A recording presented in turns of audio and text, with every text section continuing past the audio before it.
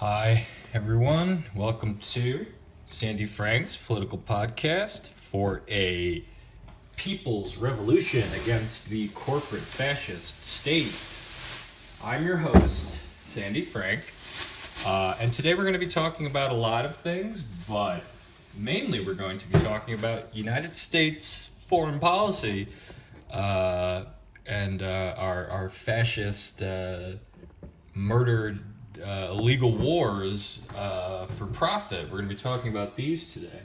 And then we're going to be switching over to the constant stream of propaganda coming out of our corporate-controlled state and corporate-controlled media. Sorry, I'm just putting some groceries away. But that'll be the second part of the program, as well as looking at some stuff that, on the issue of Trump-Russia fake news, and we're going to be looking at Caitlin Johnstone also on the problems of Trump, because of course Donald Trump is a nightmare, public menace, global crazy person trying to hurt the weakest among us to profit his friends. We're going to be talking about where we should actually be countering Trump. All right, so let's look at this from democracynow.org, their website. And Democracy Now! Is, can be a little iffy with its neoliberal, with its Donald Trumpedness, a good word for it, with its tendency to really go after Donald Trump and Republicans, when in reality the Democratic Party is really the more dangerous one, because they're the ones claiming to be the progressives who aren't standing up for progressive values. I mean, of course, what the Republicans and Donald Trump do is terrible, but they told you that they were going to fucking do it. Of course it's bad. Of course people being manipulated by these partisan attack machines on the left and the right, the quote-unquote left and the quote-unquote right. They're just the same sides of not even an ideology. Well, yeah, a very strong ideology, rather, of corporate fascism, which is has people, defending its structure very well of corporate fascism. But we're gonna start in the Middle East, and the Muslim nations were waging 8 illegal wars on, just direct warfare, arming so many other more, causing so many toppling democracies is what we do, people. So let's look at Democracy Now! Amid spike in civilian deaths from U.S. strikes, Trump requests lifting policy limiting casualties. On Thursday, a U.S. Reaper drone struck a gathering in a rebel-held village in Aleppo province, killing as many as 49 people. Monitoring groups say most of the dead were civilians who had gathered in a mosque to pray, while the Pentagon claims the gathering was a meeting of al-Qaeda members. The next day, 42 Somali refugees were gunned down by a helicopter gunship near the Yemen coast. Somalia accused Saudi Arabia of carrying out the strike. Eyewitness accounts suggest a U.S.-made Apache helicopter was used to carry out the deadly strike. For more, we speak with Samuel Oakfort, investigative reporter for the journalistic project Air Wars, who reports that the number of civilian casualties in U.S. airstrikes has been escalating since Donald Trump took office 2 months ago. So we're going to look at the transcript. Juan Gonzalez.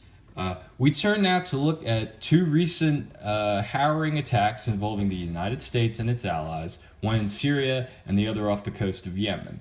The first took place Thursday when a U.S. Reaper drone struck a gathering in rebel-held village near Aleppo. As many as 49 people died. According to the Syrian Observatory for Human Rights, most of the dead were civilians who had gathered at a mosque to pray. The Pentagon acknowledged carrying out strikes on this village, but denied hitting a mosque. Pentagon officials said that the gathering was a meeting of al-Qaeda members. This is a Syrian ambulance driver, Munthur Abu Ammar.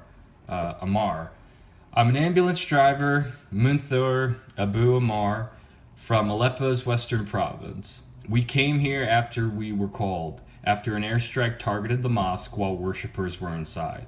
There are more than 30 martyrs and dozens of injured people were transported to the At-Tareb Hotel.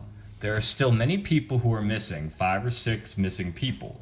One of the martyrs was an elderly woman who lived close to the mosque. God help us. Amy Goodman. Meanwhile, 42 Somali refugees were killed Friday when they were gunned down by a helicopter gunship near the Yemen coast. Somalia accused Saudi Arabia of carrying out the strike. Eyewitness accounts suggest a U.S.-made Apache helicopter was used to carry out the deadly strike. This comes as the journalistic project Air Wars is reporting the number of civilian casualties in U.S. airstrikes has been escalating since Donald Trump took office 2 months ago today. We're joined now by Samuel Oakford, investigative reporter for Air Wars. So, Sam, you recently tracked the thousand civilian casualty tied to the coalition strikes in Iraq and Syria. Can you talk about what we just learned about Saudi Arabia attacking the Somali refugees, Syria and Iraq? What about these increasing numbers and casualties? Samuel Oakford. There's a lot to unpackage here. There's a unilateral campaign against al-Qaeda targets in Syria, which is what the mosque strike was. There's also the anti-ISIL coalition strikes, which is what we were tracking. And when you refer to the thousandth allegation, that's what that was. And that goes back to 2014. Then there's also the war that the U.S. is supporting in Yemen. So there's 3 separate things. The casualties we're seeing increase are largely in Syria and Iraq, and they have to do with the anti-ISIL coalition campaign. In Mosul, we've seen more than 300 civilian casualties in the past month alone. The fighting in West Mosul is becoming really horrible, and in much denser areas, much more packed in Raqqa as well, where the coalition had focused its bombs and ground forces. We've seen over 150 casualties since the beginning of the year. These numbers are increasing. They were increasing during the last months of Obama's administration, but there have been some signs that they're increasing further currently. Juan Gonzalez. Now there's a pretty huge discrepancy between the number that you've been compiling and the numbers that the U.S. and its allies are acknowledging. Could you talk about how that has happened? Samuel Oakford. Yeah, the coalition has admitted thus far to 220 civilian casualties going back to 2014.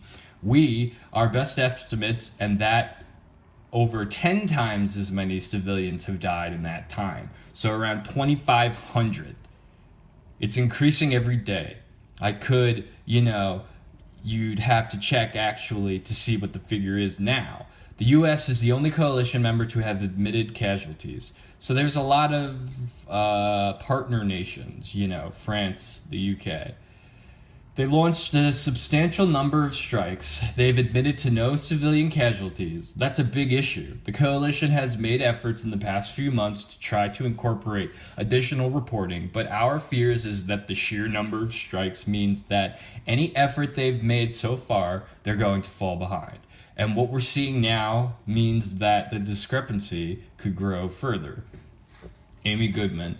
Where do you get these numbers when you say you believe 10 times? What is Air Wars? How are you counting? Samuel Oakford. It's a good question. We have a team of researchers that focus on Arabic language media, The look at that look at social media, which is really, really important here. A lot of these things you'd never find out about unless you took a people's look at people's Facebooks, unless you look at Twitter, unless you look at the number of other social media outlets, and you piece together a kind of constellation of evidence. And if there's more than two credible sources and the coalition has reported strikes in the area, then you can assess that a quote as a quote fair strike.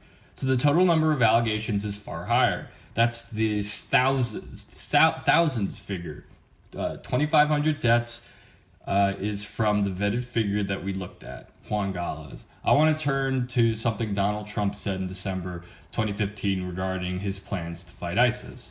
Donald Trump: the other thing is with the terrorists, you have to take out their families. When you get these terrorists, you have to take out their families. They care about their lives. Don't kid yourself.